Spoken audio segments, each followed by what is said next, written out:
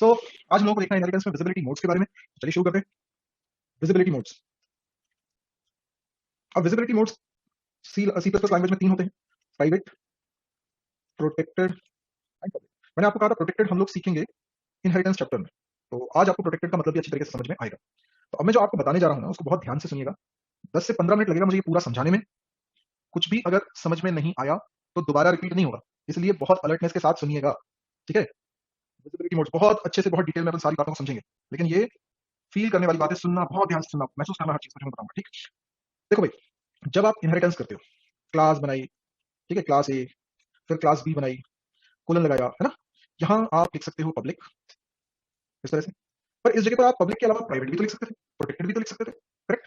तो प्राइवेट लिखेंगे तो क्या होगा, प्रोटेक्टेड लिखेंगे तो क्या होगा, पब्लिक लिखेंगे तो क्या होगा, ये हम लोग सीखने वाले हैं विजिबिलिटी मोड्स चैप्टर के अंदर। लेकिन इससे ऊपर, इससे भी ज्यादा आपको प्राइवेट, प्रोटेक्टेड, पब्लिक का यूज आज और बेहतर तरीके से समझ में आने वाला है। तो मैं यहाँ पर एक सिनेरियो आपके साथ डिस्कस करता हूँ ताकि आपको और सिचुएशन अच्छी तरीके से समझ में आए। आपको एक चीज तो बहुत अच्छी तरीके से मालूम है कि ऑब्जेक्ट ओरिएंटेड थ्योरी बड़े प्रोजेक्ट्स को हैंडल करने के लिए बहुत कारगर है। आनंद, क्या वॉइस क्लियर नहीं आ रही मेरी? एक सेकेंड। ओके, माइक में प्रॉब्लम है। अच्छा, अभी अभी सही आ रही है? अभी सही आ रही है? देखो, अभी ठीक आ रही है, ठीक है, चलो ठीक है, ओके। सुनिए आप ध्यान से। हम सब लोगों को ये बात बहुत अच्छी तरीके से मालूम है कि ऑब्जेक्ट ओरिएंटेड प्रोग्रामिंग में हम बड़े बड़े प्रोजेक्ट्स को हैंडल करने की बात करते हैं, और ऐसे बड़े बड़े प्रोजेक्ट्स जिसमें बहुत सारे प्रोग्रामर्स मिलकर कोडिंग करते हैं। तो आपको हो सकता है इस प्रोजेक्ट पे काम करने का मौका मिला, तो आपको सारा प्रोजेक्ट अकेले कोड नहीं करना है, आपको सिर्फ एक पोर्शन कोड करने को कहा जा रहा है, ठीक है। अब सपोज करिए कि आपको बोला जा रहा है एक क्लास बनाने के लिए, तो क्लास बनाने के लिए जो भी रिक्वायर्ड डिटेल्स होगी वो आपको प्रोवाइड करेगी। ध्यान सुनो मेरी बात। पूरे प्रोजेक्ट में बहुत सारी क्लासेस बन रही हैं, बहुत सारी कोडिंग हो रही है, सबको कुछ कुछ काम मिला हुआ है, आपको एक पर्टिकुलर क्लास बनाने को दी जा रही है। उस क्लास को बनाने के लिए जितनी डिटेल्स आपको चाहिए है वो सारी की सारी आपको प्रोवाइड की गई है। ये डिटेल्स इस पर्टिकुलर क्लास को बनाने के लिए आपको दी गई है, किसी और को ये डिटेल्स नहीं दी गई है। दूसरों को जो डिटेल्स दी थी वो आपको नहीं दी है। समझ में आ रही बात? तो आपको पूरे प्रोजेक्ट से मतलब नहीं, अपने काम से मतलब है। तो आप जो क्लास बना रहे हैं, मान लीजिए आपका काम है क्लास ए बनाना, ठीक है। आपको प्रोजेक्ट के अंदर क्लास ए बनाने की जवाबदारी दी जा रही है। तो मैं ब्लॉक डायग्राम से इस चीज को रिप्रेजेंट कर रहा हूं। ये है मान लीजिए क्लास ए, ये आपको बनाने को दी जा रही है। मुझे बताइए, आप जब क्लास ए बनाएंगे तो आप क्लास के अंदर कुछ वेरिएबल्स, कुछ फंक्शंस बनाने वाले हैं, और कुछ को आप प्राइवेट, कुछ को प्रोटेक्टेड, कुछ को पब्लिक बनाने वाले हैं। अभी हमको यही समझना है कि हम किसी को प्राइवेट क्यों बना रहे हैं, किसी को प्रोटेक्टेड क्यों बना रहे हैं, किसी को पब्लिक क्यों बनाएंगे। आपका काम है सिर्फ क्लास ए की कोडिंग करना। क्लास ए के यूजर्स के लिए आप कोडिंग कर रहे हैं। आपने अगर क्लास बनाई तो इसको कोई तो यूज करेगा ना।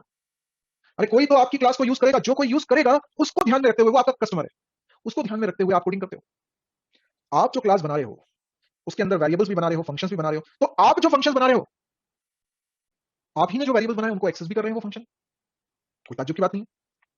क्लास के अंदर आपने वेरिएबल्स बनाए, क्लास के अंदर आपने फंक्शन बनाए, क्लास के अंदर वाले फंक्शंस क्लास के ही वेरिएबल्स को यूज कर रहे हैं, आप ही तो बना रहे हो पूरा कोड। लेकिन आपके कुल मिलाकर दो तरह के यूजर्स होंगे। आपने जो क्लास बनाई है ना, उसको यूज करने के दो तरीके हैं, इसलिए दो तरह के यूजर्स होते हैं। एक वो यूजर जो आपकी क्लास का ऑब्जेक्ट बनाएगा। ऑब्जेक्ट कैसे बनाएगा? आपकी क्लास को यूज किए बिना ऑब्जेक्ट बना सकता है क्या? उसे आपकी क्लास को यूज करना पड़ेगा, तभी तो वो आपकी क्लास का ऑब्जेक्ट क्रिएट कर पाएगा। तो एक तो वो यूजर होता है जो हमारी क्लास का ऑब्जेक्ट बनाता है। एक वो यूजर भी होता है जो हमारी क्लास की मदद से अपनी क्लास बनाता है, यानी कि इनहेरिटेंस करता है, यानी कि चाइल्ड क्लास बनाता है। समझ में आई कुछ बात? तो किसी भी क्लास के कितने तरह के यूजर होते हैं? दो तरह के। यानी आप बना रहे हैं एक क्लास, और आपके दिमाग में है कि भाई मेरी क्लास को यूज करने वाले दो तरह के लोग होते हैं। एक को हम बोल देंगे यूजर वन, एक को मैं बोल देता हूं यूजर टू। आपको भी समझना आसान रहेगा। यूजर वन वो है जो आपकी क्लास का ऑब्जेक्ट बनाता है, ये एक तरह के यूजर हो गए। यूजर टू वो लोग हैं जो आपकी क्लास की मदद से चाइल्ड क्लास बना रहे हैं, है ना। अच्छा, चाइल्ड क्लास बना रहे होंगे तो इसी तरह से एक क्लास और बन रही होगी, लेट्स से क्लास बी। इसको हम बोल देते हैं क्लास बी, पर ये क्लास बी आप नहीं बना रहे हो, आप तो बना रहे हो क्लास ए, और कोई आपकी क्लास की मदद से क्लास बी बना रहा है। तो क्लास बी बनाने वाला कौन हुआ? यूजर वन की यूजर टू? यूजर टू, है ना, यूजर टू। ठीक है, यूजर टू। अब ध्यान से सुनना। आपने आपने जो क्लास बनाई है, कौन सी बनाई है? क्लास ए। उसके अंदर कुछ मेंबर्स को प्राइवेट बनाया, कुछ को प्रोटेक्टेड बनाया, और कुछ को पब्लिक बनाया। आपने क्लास ए में कुछ मेंबर्स को प्राइवेट बनाया, कुछ मेंबर्स को प्रोटेक्टेड बनाया, कुछ मेंबर्स को पब्लिक बनाया। आपकी क्लास के यूजर वन, आपकी क्लास के यूजर वन मतलब जो आपकी क्लास का ऑब्जेक्ट बनाते हैं, वो आपकी क्लास के प्राइवेट मेंबर को एक्सेस नहीं कर पाएंगे, और प्रोटेक्टेड मेंबर को भी एक्सेस नहीं कर पाएंगे, लेकिन पब्लिक मेंबर को एक्सेस कर पाएंगे। और ये बात आप जानते थे, मैंने सिर्फ रिवाइज करी है। बोलो, समझ में आ रही है कि नहीं बात? आज तक क्या हो रहा था, हमने कॉम्प्लेक्स क्लास का ऑब्जेक्ट बनाया, तो कॉम्प्लेक्स अभी तो हम ही पूरी कोडिंग करते थे ना, लेकिन ऐसा सोचो कॉम्प्लेक्स क्लास किसी और ने बनाई और हम उसको यूज कर रहे हैं, तो हम अगर कॉम्प्लेक्स क्लास का ऑब्जेक्ट बना रहे हैं तो हम कौन हुए? User one. तो अगर हम यूजर वन हुए तो उस क्लास के ऑब्जेक्ट को बना रहे हैं और ऑब्जेक्ट डॉट लगा के हम उस क्लास के केवल पब्लिक मेंबर को एक्सेस कर पा रहे हैं, ना प्राइवेट को एक्सेस कर पा रहे हैं ना प्रोटेक्टेड को। इसलिए आज तक प्रोटेक्टेड हमने नहीं पढ़ा, क्योंकि प्राइवेट और प्रोटेक्टेड में अंतर ही नहीं समझ पाते। हम कहते अरे प्राइवेट भी एक्सेस नहीं हो रहा, प्रोटेक्टेड भी एक्सेस नहीं हो रहा, तो दोनों में फर्क क्या है? इसलिए हमने प्रोटेक्टेड को अभी तक नहीं पढ़ा था। तो यूजर वन के लिए प्राइवेट और प्रोटेक्टेड एक जैसी बात है कि भाई मैं तो दोनों ही एक्सेस नहीं कर पा रहा।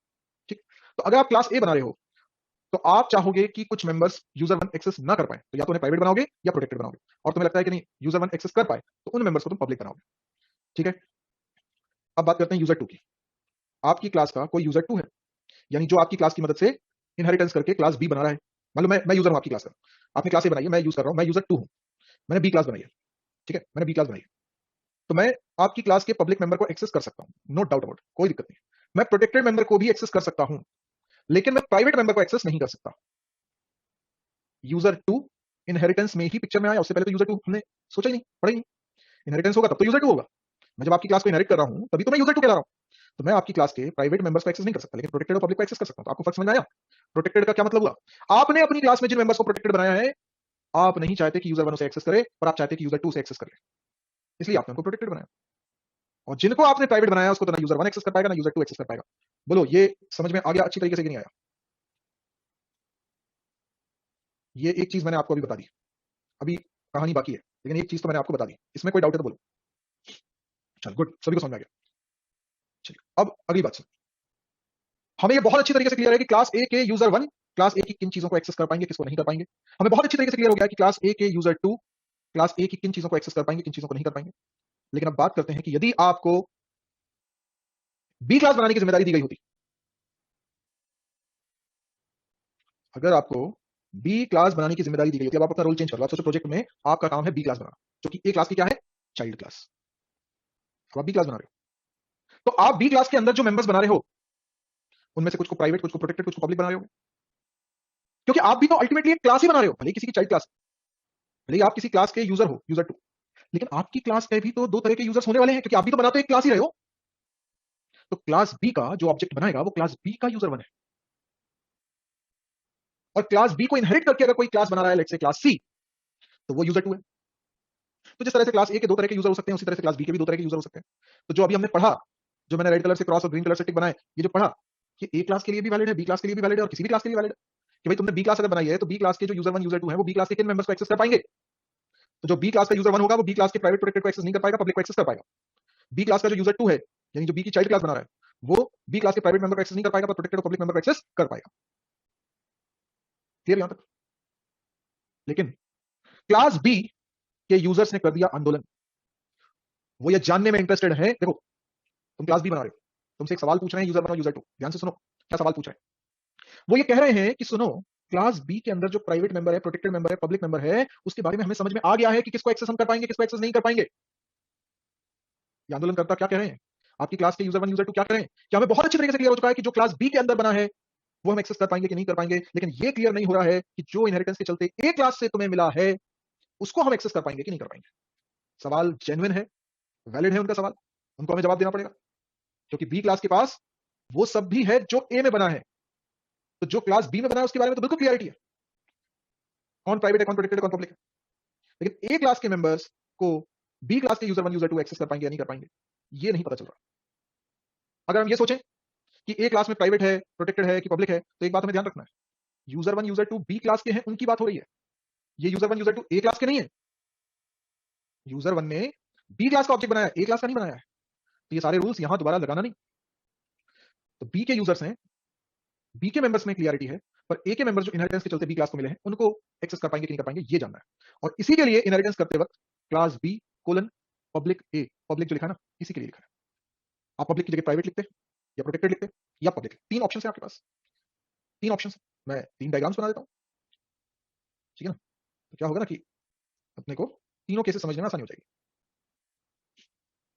हो सकता है पहला केस जो इनहेरिटेंस का है उसमें हम देख रहे हैं प्राइवेट इनहेरिटेंस। दूसरा जो हम केस देख रहे हैं ये मान लीजिए प्रोटेक्टेड इनहेरिटेंस। तीसरा जो केस है ये है पब्लिक इनहेरिटेंस।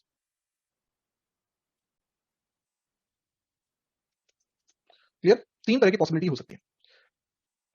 एक बात बताओ, क्लास बी बनाने वाला जब क्लास बी की कोडिंग करेगा तो कोलन लगाएगा और उसके बाद पब्लिक प्राइवेट प्रोटेक्टेड में से कुछ एक लिखेगा और फिर क्लास ए का नाम लिखेगा। यानी क्लास बी बनाने वाला ही ये तय करेगा ना कि पब्लिक लिखना है कि प्राइवेट लिखना है कि प्रोटेक्टेड लिखना है। इनहेरिटेंस तीनों में से किस तरीके से करना है ये कौन तय करेगा? क्लास बी बनाने वाला।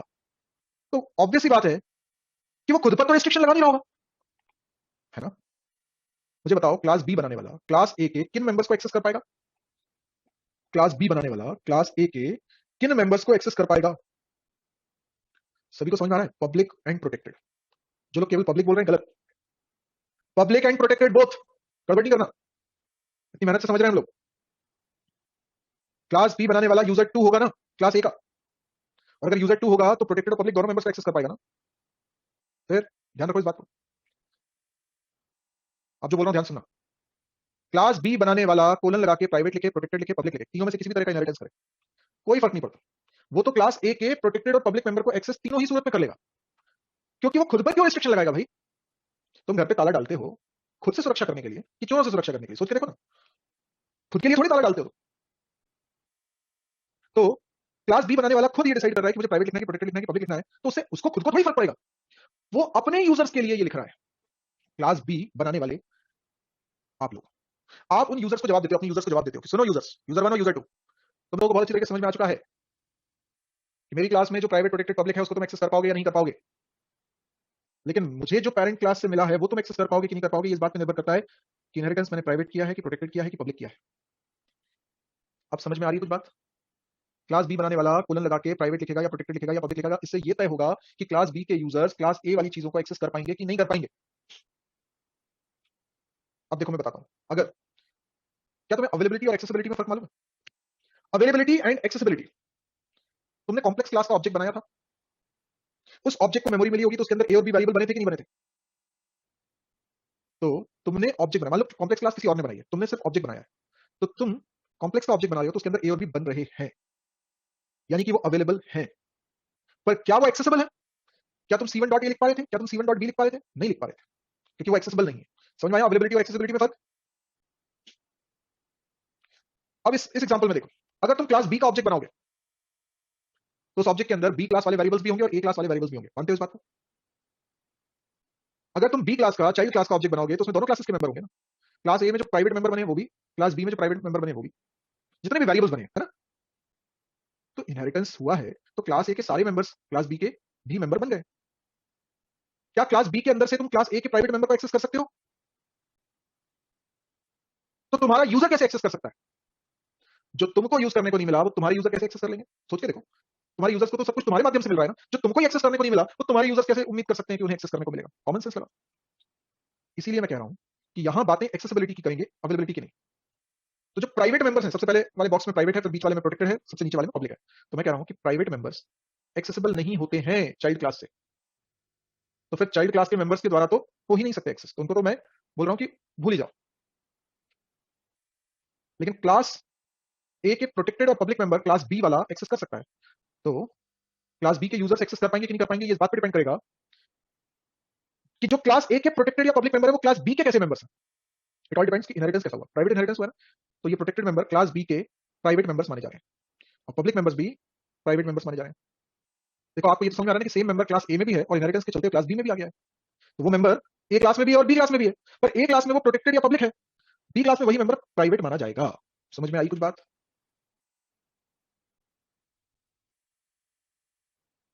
अब क्लास बी के यूजर 1 यूजर 2 को जवाब मिला कि नहीं मिला? मान लो तुमसे क्लास बी का यूजर 1 बोल रहा है कि क्लास ए के प्रोटेक्टेड मेंबर को मैं एक्सेस कर पाऊंगा क्या? तो नहीं कर पाओगे, क्यों? क्योंकि वो क्लास बी का तो प्राइवेट माना जा रहा है ना। तो इस बात से कोई मतलब नहीं कि वो क्लास ए में क्या है, क्योंकि यूजर है क्लास बी का, तो हमें देखना ये है कि वो मेंबर क्लास बी में कैसा है। क्लास बी में प्राइवेट है इसलिए ना यूजर 1 एक्सेस कर सकता है इनको, ना यूजर 2 एक्सेस कर सकता है। और जब प्रोटेक्टेड इनहेरिटेंस करते हो तो प्रोटेक्टेड मेंबर चाइल्ड क्लास में प्रोटेक्टेड मेंबर बनता है और पब्लिक मेंबर भी चाइल्ड क्लास में प्रोटेक्टेड मेंबर बनता है। तो यूजर 1 एक्सेस नहीं कर पाएगा पर यूजर 2 को एक्सेस कर लेगा। पब्लिक इनहेरिटेंस के केस में प्रोटेक्टेड मेंबर चाइल्ड क्लास में भी प्रोटेक्टेड मेंबर ही रहता है, पर पब्लिक मेंबर चाइल्ड क्लास में पब्लिक मेंबर हो जाता है। समझ में आई कुछ बात? तो ज्यादातर केस में पब्लिक इनहेरिटेंस होता है।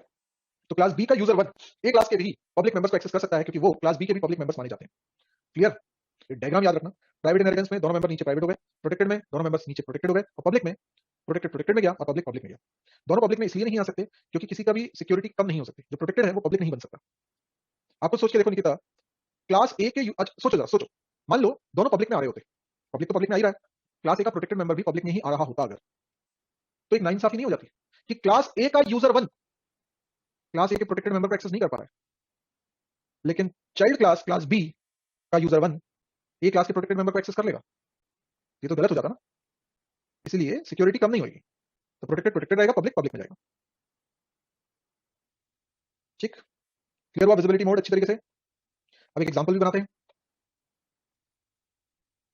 तो मैं यहां पर एक क्लास बनाता हूं पर्सन, और एक क्लास और बनाता हूं employee, public person. Person class के अंदर प्राइवेट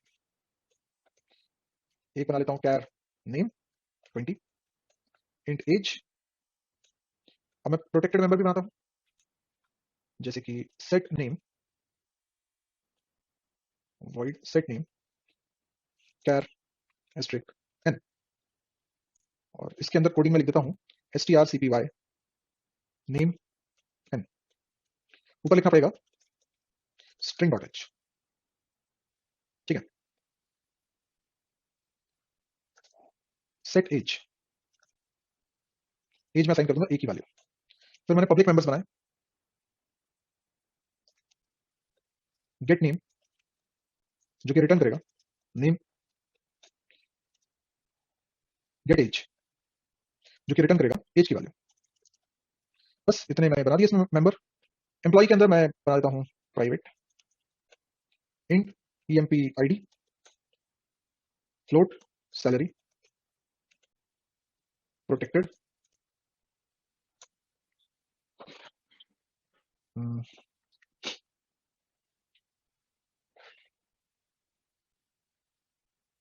सपोज करो मैं चाहता हूं सेट emp id, ये एक फंक्शन जो आईडी सेट करे इस तरीके से, set salary float s salary sign s public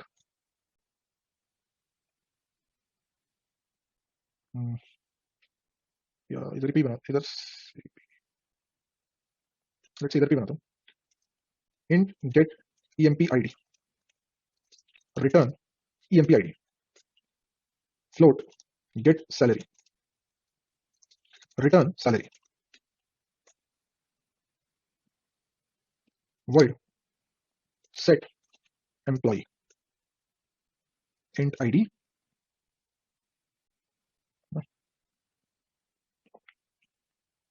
char name int age float salary void show employee सी आउट। ओके, सी अभी मुझे बताइए, अभी मैंने मेन फंक्शन बनाया और मैंने एम्प्लॉय क्लास का ऑब्जेक्ट बनाया emp। क्या आप मुझे बता सकते हैं कि emp के अंदर कितने वेरिएबल्स बनेंगे? आदर्श, आप इनहेरिटेंस नहीं समझ पाए हो बेटा, आपने ध्यान नहीं दिया शायद।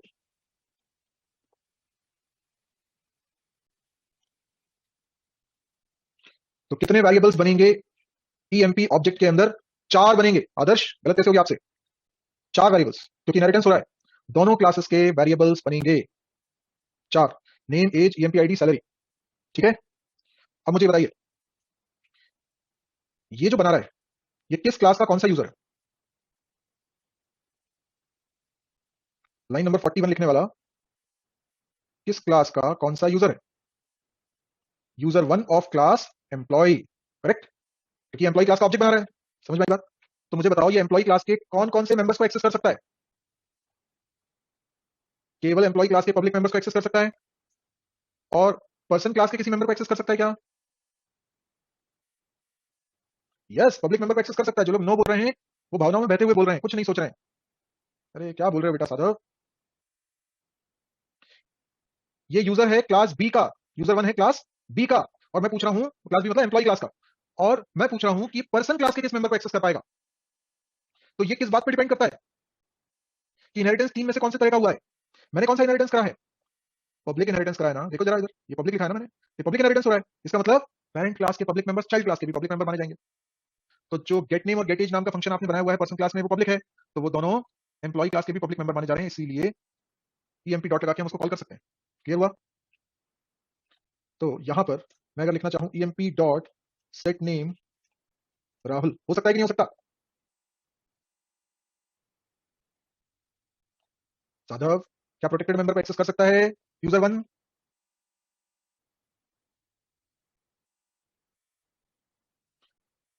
ठीक है, तो यहां पर अभी ईएमपी डॉट लगा के सेट नेम को कॉल किया, ये पॉसिबल नहीं है क्योंकि सेट नेम किस क्लास में बना है?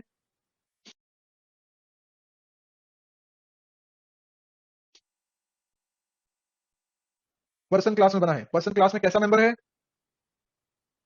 प्रोटेक्टेड मेंबर है। ठीक है, तो इनहेरिट होके वो एम्प्लॉय क्लास में भी प्रोटेक्टेड मेंबर बना।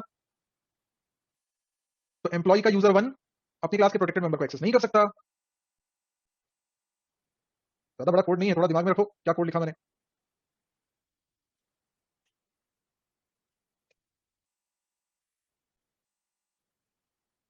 तो ये कॉल नहीं हो पाएगा। क्या क्या कॉल हो सकता है? दोनों क्लासेस के केवल पब्लिक मेंबर्स एक्सेस हो पाएंगे। तो मैं कॉल करना चाह रहा हूं सेट एम्प्लॉय को। इसमें पास कर देता हूं आईडी, नेम में पास कर देता हूं राहुल, एज में पास कर देता हूं लेट्स से 28, सैलरी में पास कर देता हूं 40,000.00 एफ।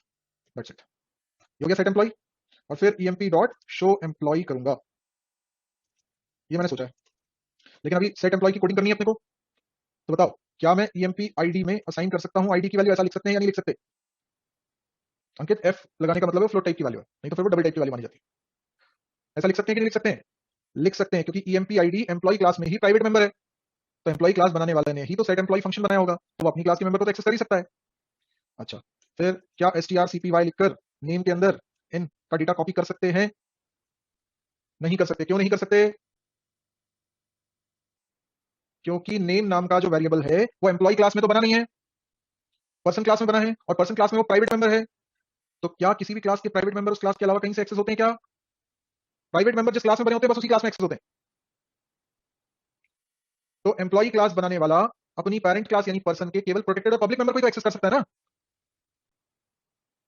एम्प्लॉय बनाने वाला पर्सन क्लास के प्रोटेक्टेड और पब्लिक मेंबर को ही तो एक्सेस कर सकता है, तो प्राइवेट मेंबर को एक्सेस नहीं कर पाएगा, इसलिए नहीं लिख सकता। लेकिन सेट नेम को तो कॉल कर सकता है और उसमें एन पास किया जा सकता है।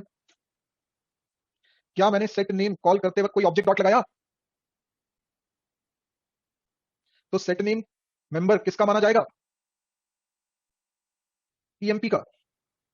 किसका माना जाएगा निरुद्ध? एम्प्लॉय का नहीं, ईएमपी का। अरे सेट एम्प्लॉय को किसने कॉल किया है? सेट एम्प्लॉय को कॉल किया है ईएमपी ने। कॉलर ऑब्जेक्ट कौन है? ईएमपी। तो ये जो ईएमपी आईडी लिख रहा हूं ये किसका है? ये ईएमपी का है। सेट नेम भी किसका होगा? ईएमपी का होगा, है ना।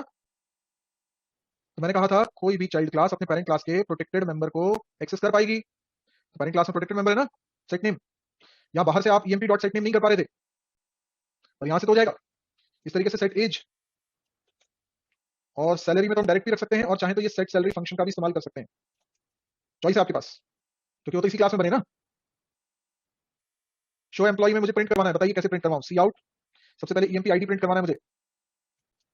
तो ईएमपी आईडी कैसे प्रिंट करवाऊं? यहां तो मैं ईएमपी आईडी डायरेक्ट भी लिख सकता हूं क्योंकि इसी क्लास का मेंबर है। सी आउट नेम, क्या ऐसे लिख सकता हूं? नहीं लिख सकता। तो क्या करना पड़ेगा? गेट नेम फंक्शन को कॉल करेंगे। गेट नेम फंक्शन रिटर्न करेगा स्ट्रिंग का एड्रेस, इसलिए तो गेट नेम फंक्शन बनाते वक्त रिटर्न टाइप में कैश स्टार लिखा था साधव। सी आउट एज प्रिंट करानी है, पेरेंट क्लास में है, डायरेक्ट एज लिख सकते हो नहीं लिख सकते? गेट एज लिखना पड़ेगा। सी आउट सैलरी, डायरेक्ट सैलरी भी लिख सकते हो और गेट सैलरी फंक्शन को भी कॉल कर सकते हो।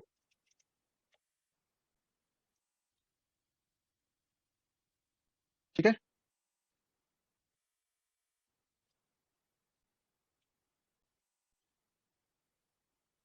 ये देखिए, क्लियर हुआ? बिल्कुल लिख सकते हैं, दिस एरो गेट नेम भी लिख सकते हो ऑल त्रिपाठी, और ऐसा करने की अभी जरूरत नहीं है ना? ओके, और इनहेरिटेंस समझ में आया? अब ऐसा ही एग्जांपल बना के आप जो विजिबिलिटी मोड्स के रूल्स मैंने आपको बताया ना, वो रिवाइज करिएगा थोड़ा सा, कि आपको याद हो गया कि नहीं हो गया। एक बार इस प्रोग्राम को ऊपर से नीचे तक स्क्रॉल करके दिखा देता हूँ। ठीक है, चलिए तो आज की क्लास यहीं पर एंड करते हैं। अच्छा, नेक्स्ट वीक से आपकी क्लासेस ट्यूसडे, थर्सडे, सैटरडे हो जाएंगी।